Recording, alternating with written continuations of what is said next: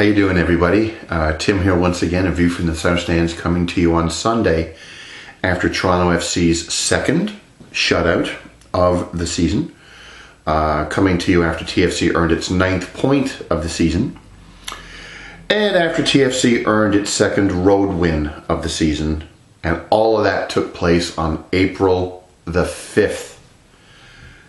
Let me give you a little bit of context so you can put how well this 3-1 start has been in relation to the 3 previous years of shambles that we've all seen here at Toronto FC.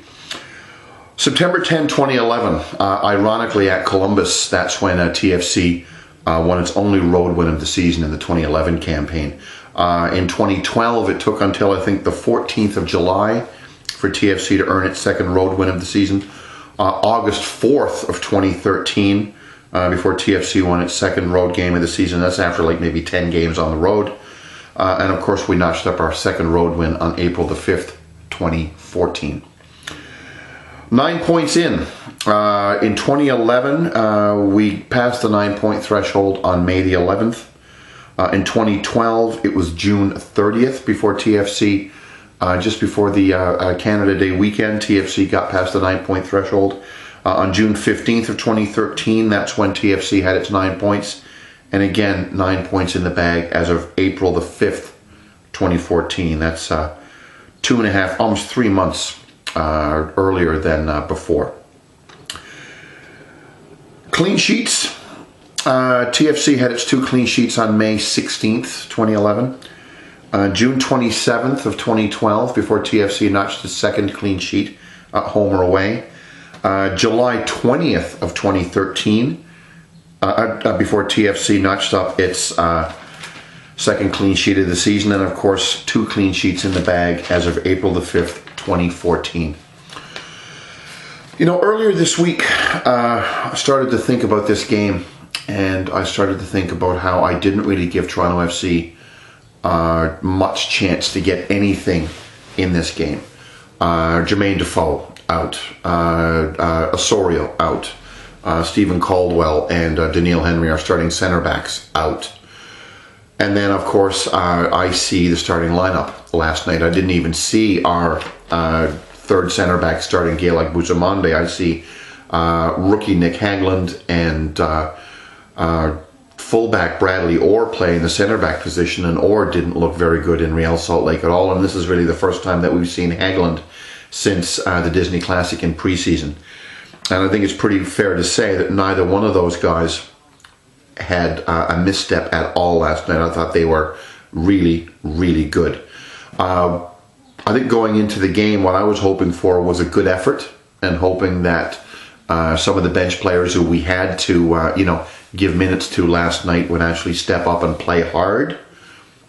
Play organized, play defensively, and, maybe have a shot at getting something. But I didn't really have much hope. I thought, losing 1-0, 2-0, even 3-0, it wasn't outside the realm of possibility last night.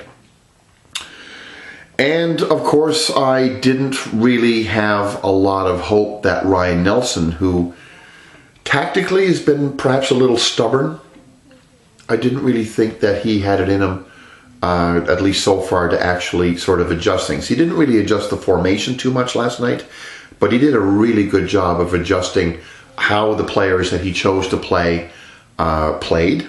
And of course, from a coaching perspective, what he, of course, tried to get them to focus on. I looked at the Opta stats today, which you can get on MLSsoccer.com, and you can see that everybody played their positions very well. The center backs stayed at home. The wingers stayed in their lanes. They pushed up. They pushed. They tracked back. Ray and Morrow had quite good games. Bradley was his beast of himself, considering that he played a full 90 minutes against Mexico in a midweek friendly in Arizona in the heat. He goes, of course, with TFC to Columbus, and not only scores what turned out to be the game-winning goal, but was an absolute beast in the midfield as well. Again, breaking up anything that Columbus's 2-star players, Higuain, the creative midfielder, their designated player, and their really ugly striker, whose name escapes me right now. The guy with the faux hawk. Anyway, Duro, Micah Duro. They didn't get anything going last night at all, and that's due to Michael Bradley. It's also due to the defensive pairing of Michael Bradley and sophomore Kyle Becker, who actually offensively didn't look like too much last night, but defensively didn't put a step wrong. And I think that comes back to perhaps what the main thing is I want to talk about today, which was the fact that not a single player last night put a step wrong in this game. I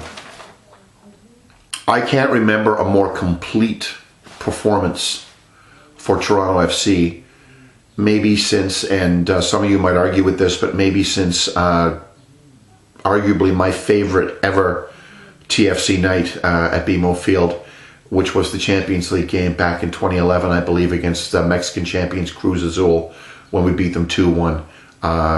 Mista scored, Martin Sarich scored. We had a horrible team. Nobody put a foot wrong that night, and we had a very famous 2-1 victory against probably the best team the TFC has ever played against in a competitive fixture.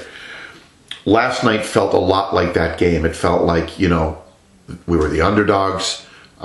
We had a lot of things going against us with the aforementioned players being out, but yet the team still managed to actually do everything that the coach asked of them and more, because nobody put a single foot wrong, whether it be Moro and Issy Nakajima Ferran scoring a nice goal, salted away, whether it be Julio Cesar making a couple of spectacular saves when called upon, whether it be the aforementioned Orr and Hagland having an exceptional game, as the TFC center backs, emergency center backs, and of course Michael Bradley on 2 days rest, being his all-world self.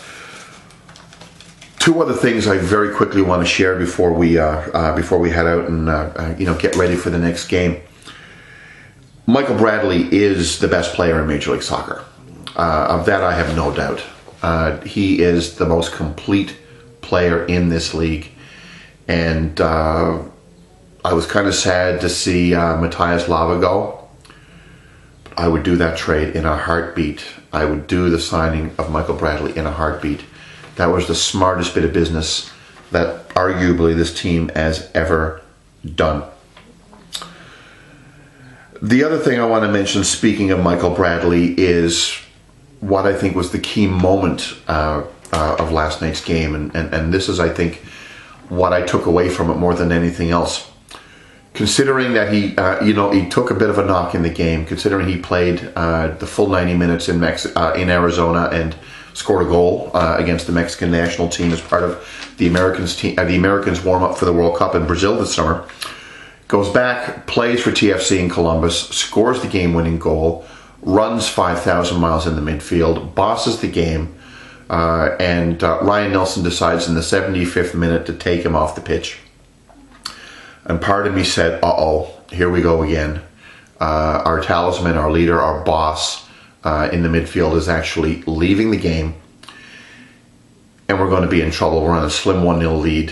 Columbus has got lots of possession. We've got a couple of, untested center backs playing for us. But yet, other than one chance perhaps that Columbus had in the dying minutes in injury time, they didn't really have much more of an opportunity to actually score a goal after Michael Bradley left than they did with him on the field. And I think that speaks a lot to the quality of the game that the entire team had to a man last night. I challenge anybody, other than maybe Becker's sort of weakness offensively, and even then I'm kind of nitpicking, I think, because he had probably his best game overall for TFC, considering how well he played defensively next to Michael Bradley in front of the back four. And I'm nitpicking a little. Other than that aspect of his game, I can't really think of anybody who had a poor game last night. That's such a wonderful thing. I still am concerned about the depth of this team. I think obviously when you call upon your depth players, your 12 to 18 guys on the roster, there are going to be times when some of those players are having good games, and there's going to be times when some of them aren't having good games. Last night, everybody played well, and it worked. I still think we need another center back.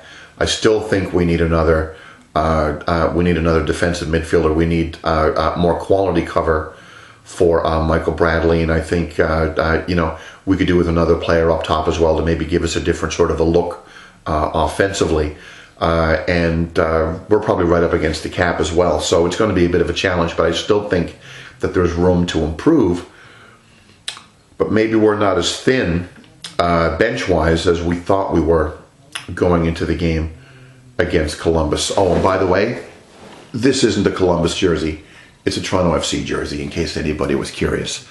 That's it for me. There's going to be a home game, second home game of the season this coming week against another good side, against the Colorado Rapids, a team that has done well so far in the Western Conference, a team that TFC has had a pretty good record against at home, so I'm quite optimistic that we're going to get some players back. Caldwell will be off suspension. Henry hopefully will be back. I'm not sure about Osorio or Defoe, but I'm a lot more optimistic going into this game than I was going into the last two. So I want to thank you very much for watching. Have yourselves a wonderful week. Come on, you Reds. We'll see you at BMO Field this coming Saturday. Cheers.